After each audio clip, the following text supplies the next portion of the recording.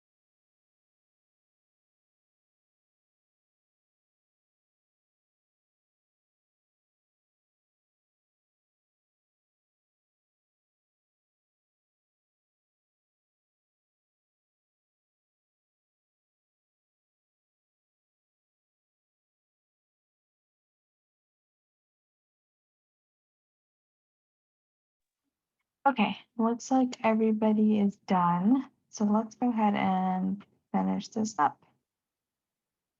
Okay, so the first task for us was creating the constructor. So let's do that. So I want to say public athlete string 7 dot start and oops, start and boolean is that is prepared.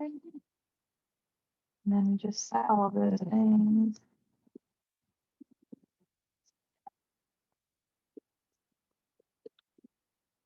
Nothing special here, just a regular instructor. So that we would warm up and then get into the more hard questions.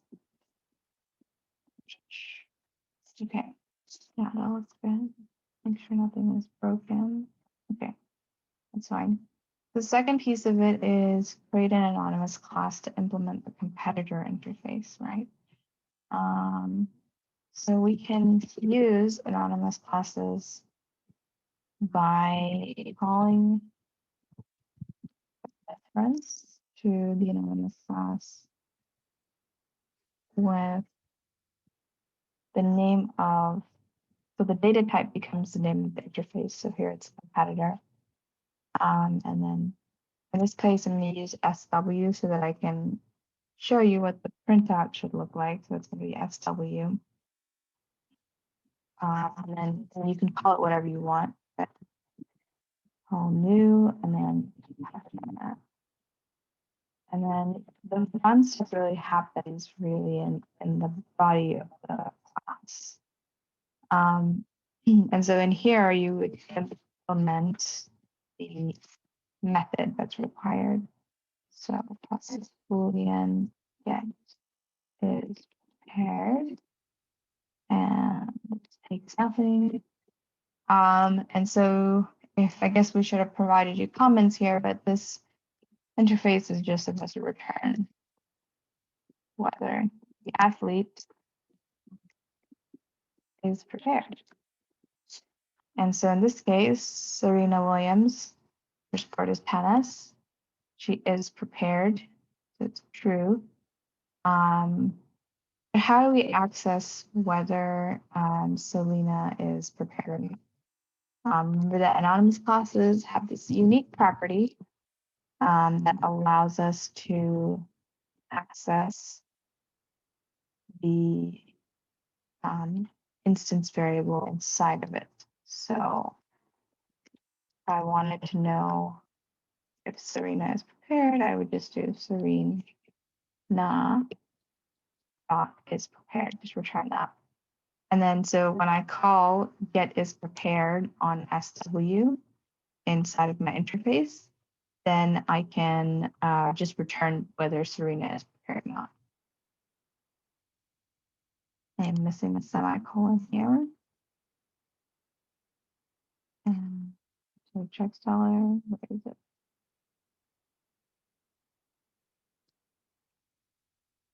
Cool. And so this should print out true. Yeah. And I guess you guys got that done. Not very hard. So then we can move on. Any questions on anonymous classes or interfaces before we move on to Lambda expressions?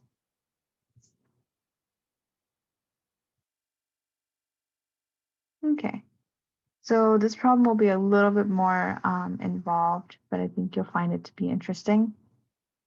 So quick review on Lambda expressions are just kind of a nice way to write functions as variables. Was introduced in Java 8. I think Java's a way of introducing Lambda expressions is much more complicated than other programming languages like Python and other more functional programming languages. You have it in clean and easier fashion, but they're here in Java too. So this is kind of the general format for what looks like. You have two parameters, you have this arrow, and then you have the code block. Yeah, and they're just kind of an easy way to implement single method class. Exactly. Okay, so let's look at our first kind of involved practice problem for the day. So suppose you're the new VP of Marketing Research at Avatar Tech Co. Your first task is to improve the company's ability to target ads by analyzing user data shared on the company's social media platform. And the first company that approaches you for targeted ads is Fire LLC. So your goal here is you're going to be working on some code that helps the company to target ads to specific users. And those users will be defined to you by Fire Nation LLC, which is your customer. That is a scenario. So you've got, I think there's a total of 6 tasks for this. And then there's some starter code over here. So I'm just going to copy and paste it over. So if you want, I encourage this. Don't use the comments in the starter code to, if you want kind of a more challenging exercise, then I wouldn't use the comments. The comments kind of help you and tell you where to put things. So if you just want to read through these tasks and solve them on your own, I recommend it. It'll be good practice for you as you're building out your skills for the midterm and quizzes where you don't really have any starter code to work with. But let's take a look at the tasks that we've got for you here. So as a reminder, we've got a company and our company has a social media platform and you want to target ads using the data that we get from that social media platform.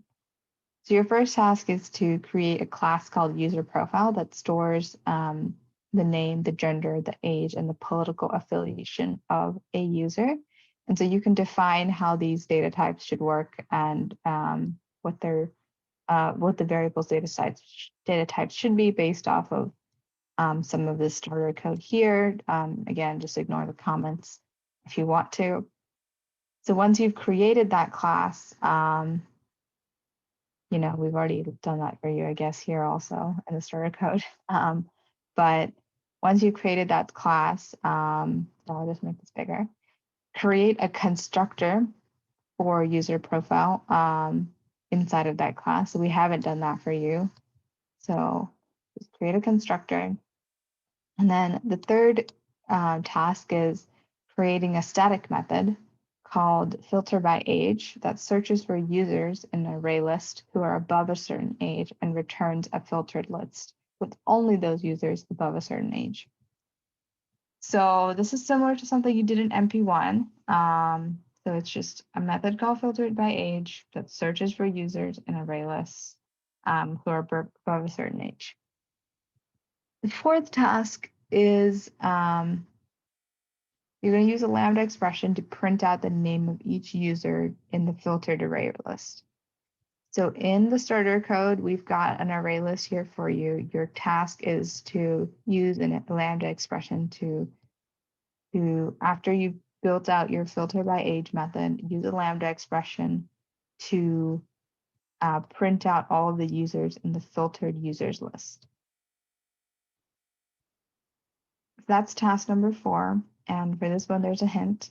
Check out some of the array list documentation, might be helpful. Practice problem number 5 is to create a static method called isSimilarUser. IsSimilarUser is very similar to the compare to method that you guys might be familiar with, but it's not. It's a little bit different. And we're just trying to decide if 2 users are similar. They have the same interests in general. And so it takes 2 object arguments and returns true if they have the same gender or political affiliation. Keyword here is or. That one should be fairly easy. And then remember to use assert statements to make sure that the object arguments are in fact user profiles. So you'll be taking in user profiles is the key.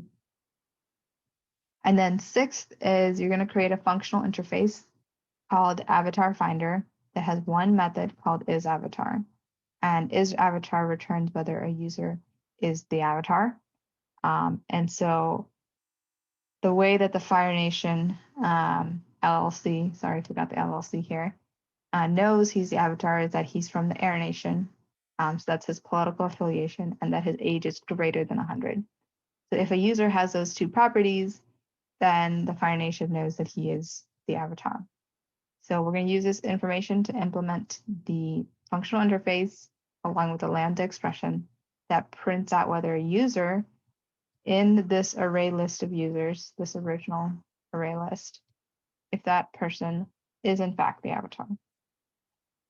So lots of things here that we're learning. To take your time, we give you about 20 minutes to work on this one. You'll be working with some stuff with Lambda expressions, some stuff with interfaces, some stuff with array lists. So a lot of great content to learn about here. Okay, I'll stop ranting now. You guys can spend some time working on this. Again, 30 minutes, so we can do 650. Up to you guys. Let me know when you finish, or as you're until you're stuck, I guess.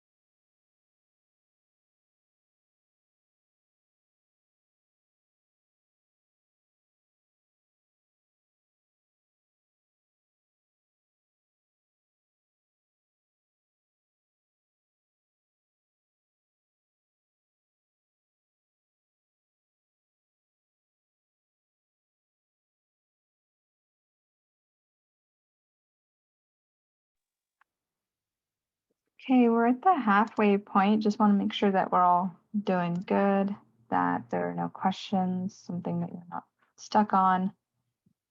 There were 6 different tasks, so if it's too difficult, then let me know. I can jump in.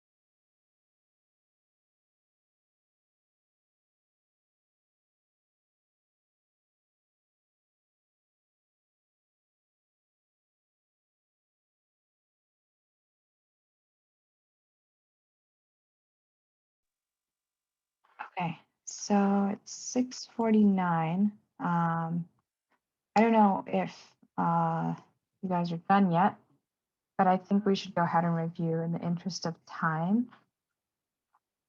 All right, so the first task here was to create a class called user profile that has the name, gender, age, and political affiliation, which if you use the starter code, all of that is already defined in the starter code. Then we have to create a constructor. So let's go ahead and do that. Public user profile. We'll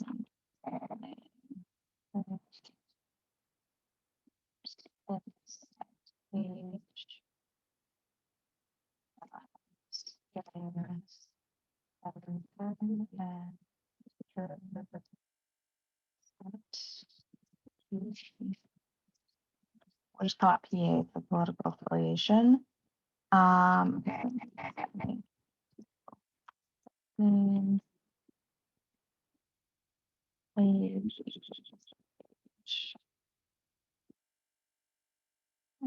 Gender.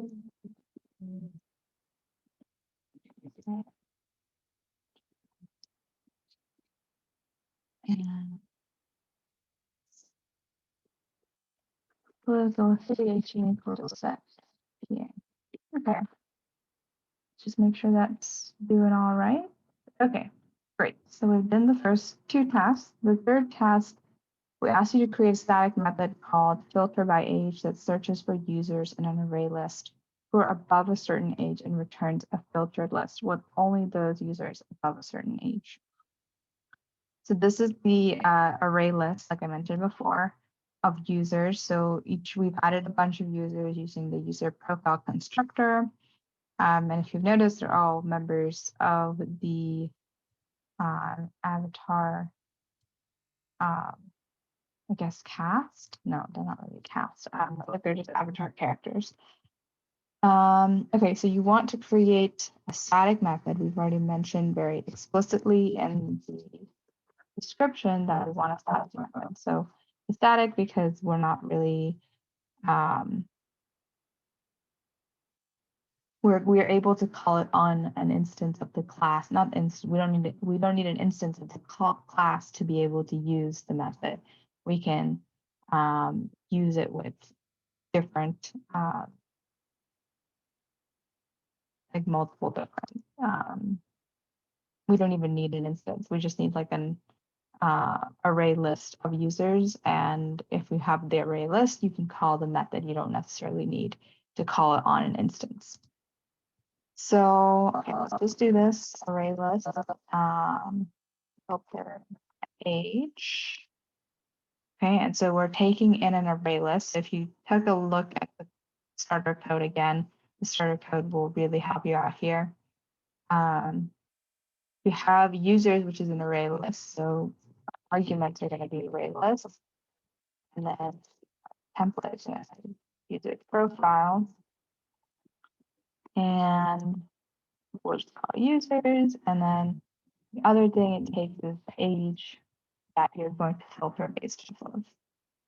And then the implementation here should look very similar to one of the methods that you guys did, the filter method that you guys did in the EMP. So remember, you guys created an array list, or I guess it was a list in the EMP, but it was an array list, and we'll just call it filtered, and this will just be a new array list.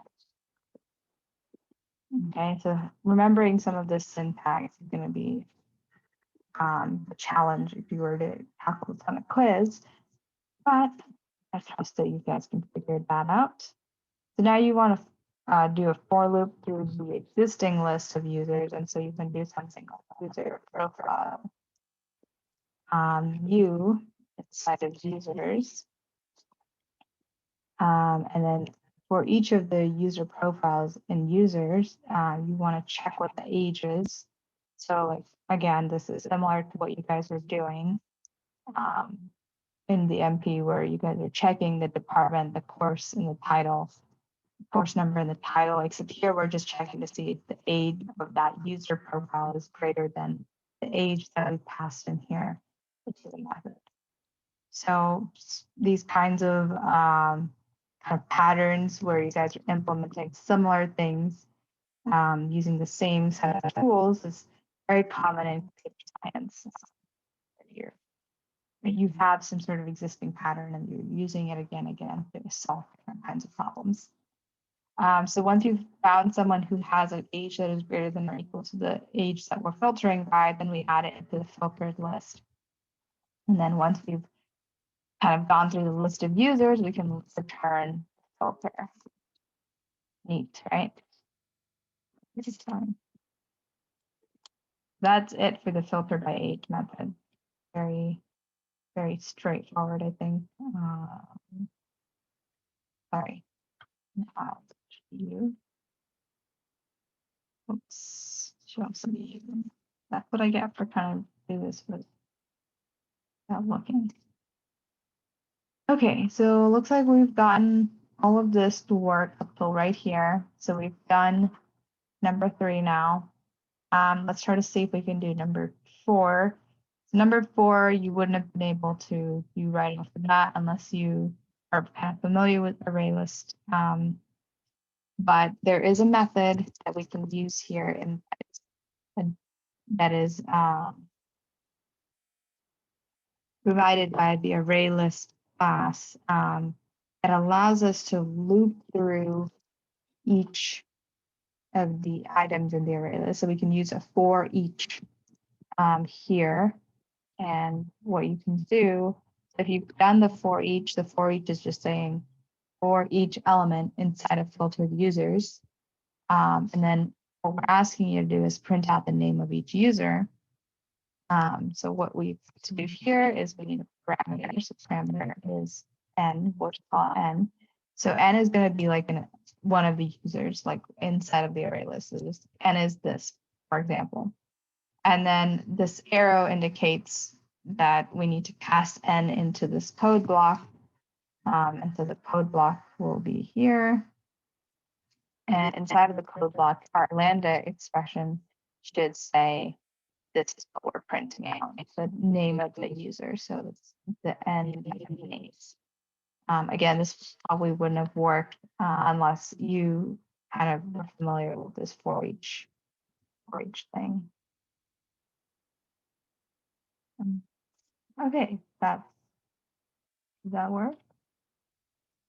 Let me just comment out this stuff.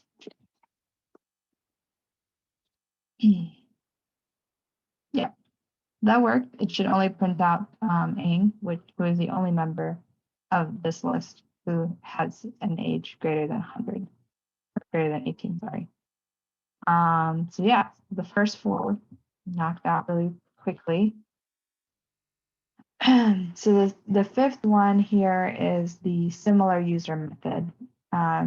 So similar user method, like I said before, is very similar to the compare to methods that you guys are used to implementing, except there's a little bit of change in syntax. So again, we've mentioned that it's a static method.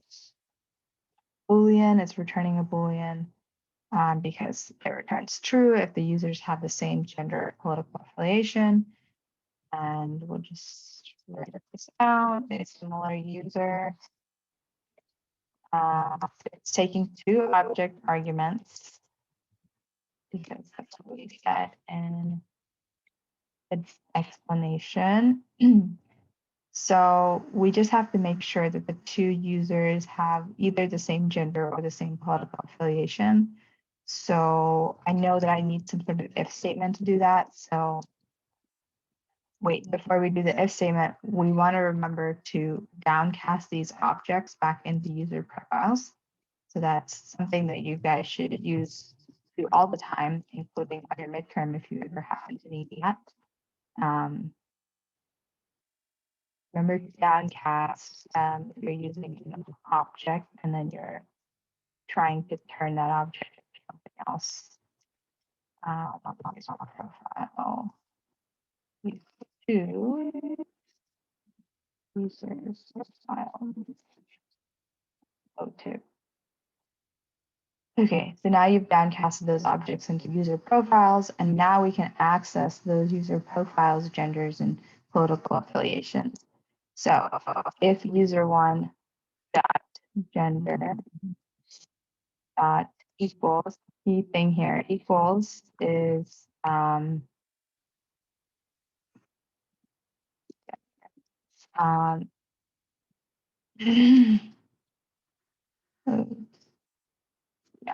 yeah. Key thing here, make sure you use equal when you're comparing two strings. That can be pretty trippy for people, trippy even for me. And then we're going to check to see if they have the same political affiliation. I don't feel like typing out affiliation, so I will just do that. And again, you're just going to do dot equals user2 dot political affiliation. Okay, cool. Yeah, so that's a really long statement, so I'm going to break that down. And so if they have either the same gender or the same political affiliation, I want to return true. Otherwise, I just want to return false. Okay, that should be it for this one. And let's just comment these out so that we can see if it runs. Okay, so yeah, it returns true as expected. All right, so then the sixth one, I don't know if this is the one that you guys had the most difficulty with, or if it was a different one, or if this was totally easy to you and you sped through it really fast. For this one, we asked you to implement a functional interface, which if you heard it and you were like, what the heck does that mean? Just remember that it's just like any old interface, except now we're going to use a Lambda expression with it. So the interface will be called Finder. And so just some background here. Fire Nation has told us that we are supposed to find the avatar by, whoops. Okay. We're supposed to find the avatar using two different things about the user, which is their political affiliation and their age. And then if you have a functional interface, the thing that kind of differentiates it from regular interfaces is that it only has one method inside of it. Its avatar is going to be that method. And it's sending a user profile because you need the profile in order to figure out what his age and his political affiliation is. So now we've got the interface. How do we make it functional? We can implement this inside of a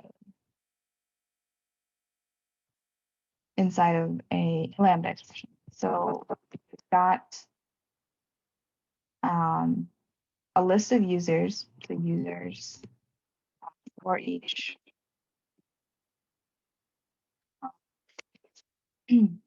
n. Again, you'll have to like consult the documentation for this if you wanted to even get it right off the bat, okay? And then you have some code block here. And then in this code block, you'd want to figure out, so it would print out whether a user is in an array list of users and is the avatar. So we'd want to print something out. We want to say avatar is, or I guess is avatar is, and then we'd want to say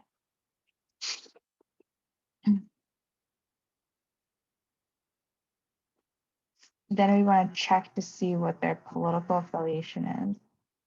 So political affiliation dot equals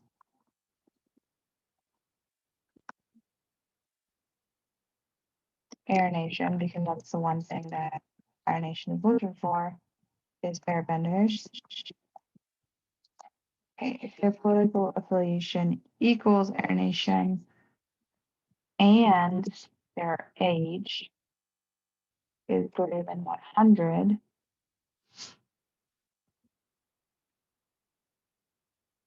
then we know that's like a clear indicator that, let me just make sure that I close out everything. Okay. That we know that then there's a clear indicator that we have found the avatar. So we're going to do a semicolon there and a semicolon here.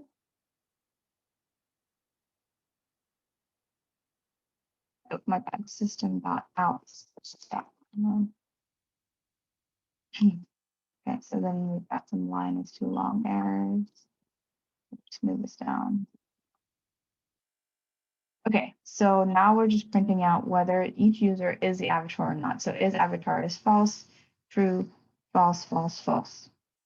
So because if you look at our users list, the avatar is obviously only the second one. He's the only person who is over 100 years old, and he's Air Nation. And if you didn't know that he's the avatar, then you should go. Yeah, so that is it for this one. I know this last one is a little bit trickier.